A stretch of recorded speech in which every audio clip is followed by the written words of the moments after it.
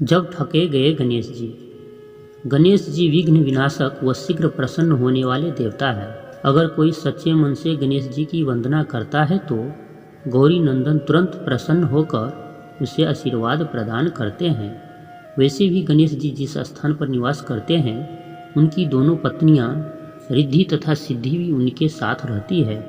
उनके दोनों पुत्र शुभ व लाभ का आगमन भी गणेश जी के साथ ही होता है। कभी कभी तो भक्त भगवान को असमंजस में डाल देते हैं। पूजा पाठ व भक्ति का जो वरदान मांगते हैं वह निराला होता है। काफी समय पहले की बात है। एक गांव में एक अंधी बुढ़िया रहती थी। वह गणेश जी की परम भक्त थी।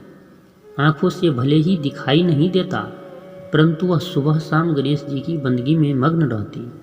नित्य गणेश जी की प्रतिमा के आगे बैठकर उनकी स्तुति करती, भजन गाती, वह समाधि में लीन रहती। गणेश जी बुढ़िया की भक्ति से बेहद प्रसन्न हुए। उन्होंने सोचा यह बुढ़िया नित्य हमारा स्मरण करती है, परंतु बदले में कभी कुछ नहीं मांगती। भक्ति का फल तो उसे मिलना ही चाहिए।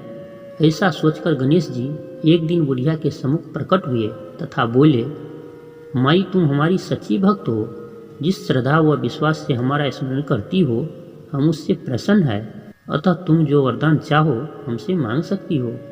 बुढ़िया बोली, प्रभु मैं तो आपकी भक्ति प्रेम भाव से करती हूँ, मांगने का तो मैंने कभी सोचा ही नहीं, अतः मुझे कुछ नहीं चाहिए। गणेश जी पुनः बोले, हम वरदान देने के लिए आए हैं। बुढ़िया बोली, हे सर्वेश्वर मुझे मांगना तो नहीं आता, अगर आप कहे तो मैं कल मांग लूँगी, तब तक मैं अपने बेटे व बहू से भी सलाह मशविरा कर लूँगी। गणेश जी कल आने का वादा करके वापस लौट गए। बुढ़िया का एक पुत्र व बहू थे। बुढ़िया ने सारी बात उन्हें बताकर सलाह मांगी। बेटा बोला, माँ तुम गणेश जी से ढेर सारा पैसा मांग लो, हमारी गरीबी दूर हो जाएगी, सब सुख चैन से रहेंगे। बुढ़िया की बहू बोली, नहीं, आप एक सुंदर पोते का वरदान मांगे, वंश को आगे बढ़ाने वाला भी तो चाहिए। बुढ़िया बेटे और बहू की बातें सुनकर असमंजस में पड़ गई। उसने सोचा यह दोनों तो अपने अपने मतलब की बातें कर रहे हैं। बुढ़िया ने पड़ोसियों से सलाह लेने का मन बनाया। पड़ोसन भी नेक दिल थी। उसने बुढ़िया को समझाया कि तुम्हारी सारी जिंदगी दुखों में कटी है, अब जो थोड़ा जीवन बचा है वह तो सुख से व्यतीत हो जाए। धन अथवा पोते का तुम क्या करोगी? अगर तुम्हारी आंखें ही नहीं है तो यह सांसारिक वस्तुएं तुम्हारे लिए व्यर्थ है, अतः तुम अपने लिए दोनों आंखें मांग लो। बुढ़िया घर लौट आई। बुढ़िया और भी सोच में पड़ गई। उसने सोचा कुछ ऐसा मांगूं जिससे मेरा बहू व बेटे सबका भला हो, लेकिन ऐसा क्या हो सकता है? इसी उधेड़ तून में सारा दिन व्यतीत हो गया।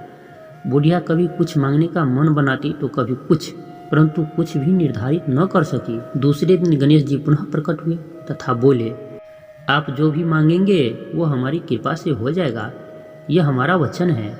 गणेश जी की पावन वचन सुनकर बुढ़िया बोली, हे गणराज, यदि आप मुझसे प्रसन्न है तो कृपया मुझे मन इच्छित वरदान दीजिए। मैं अपने पोते को सोने के गिलास में दूध पीते देखना चाहती हूँ। बुढ़िया की बातें सुनकर गणेश जी उसकी सादगी व सरलता पर मुस्कुरा दिए। बोले, तुमने तो मुझे ठग ही लिया है। मैंने तुम्हें एक वरदान मांगने के लिए बोला था, परंतु तुमने तो एक वरदान में ही सब कुछ मांग लिया। तुमने अपने लिए लंबी उम्र तथा दोनों आंखें मांग ली है, बेटे के लिए धन व बहू के लिए पोता भी मांग लिया। पोता होगा, ढेर सारा पैसा होगा, तभी तो वो सोने के गिलास में दूध पिएगा। पोते को देखने के लिए तुम जिंदा रहोगी, तभी तो देख पाओगी। अब देखने के लिए दो आंखें भी देनी ही पड़ेगी। फिर भी वो बोले, जो तुमने मांगा वे सब सत्य होगा। यूं कहकर गणेश जी अंतर्ध्यान हो गए। कुछ समय पाकर गणेश जी की कृपा से बुढ़िया के घर पोता हुआ, बेटे का कारोबार चल निकला तथा बुढ़िया की आंखें की रोशनी वापस लौट आई।